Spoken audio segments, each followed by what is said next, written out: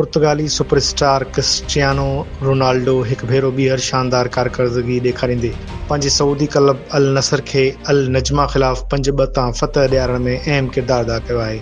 हिन मैच में रोनाल्डो 2 गोल कया ऐं पंहिंजी टीम जी सरसी खे वधीक मज़बूत बणायो। इन बावजूद बि हिन मैच में रोनाल्डो जी कारकर्दगी खां वधीक हिकु ख़ासि लम्हो सोशल मीडिया ते बहस जो मौज़ू बणियो आहे, जॾहिं हिन पेनल्टी ते गोल करण खां अॻु बिस्मिल्लाह चयो। हिन 56 मिंट में पेनल्टी ज़रिए गोल करे स्कोर 3-2 कयो। इन खां पोइ 73 मिंट में हिकु ॿियो गोल करे टीम जी सरसी 4-2 करे छॾी। हिन शानदार कारकर्दगी खां पोइ रोनाल्डो जे कैरियर गोलनि जो अंग 967 ताईं पहुची वियो आहे ऐं हू हाणे तेज़ी सां 1000 गोलनि जी तारीख़ी संगे बेल ॾांहुं वधी रहियो आहे। हीउ पहिरियों मौक़ो आहे जॾहिं रोनाल्डो मुसलमाननि जी ज़िंदगी जो अहम हिसो सम्झियो वेंदो इस्लामी लफ़्ज़ जो इस्तेमालु कयो हुजे। दिसंबर 2025 में लगातार 3 भेरो विच ओभर जे साल जे बहितरीन फुटबॉलर जो एज़ाज़ हासिल करण खां पोइ पंहिंजी तकरीर दौरान हिन 1000 गोल मुकमल करण लाइ इंशाअल्लाह जो लफ़्ज़ इस्तेमालु कयो हो। सोशल मीडिया ते अफ़वाह गर्दिश करे रहिया आहिनि त रोनाल्डो जेकॾहिं कुझु अरसो वधीक सऊदी में रहियो त शायदि इस्लाम क़बूल करे वठे,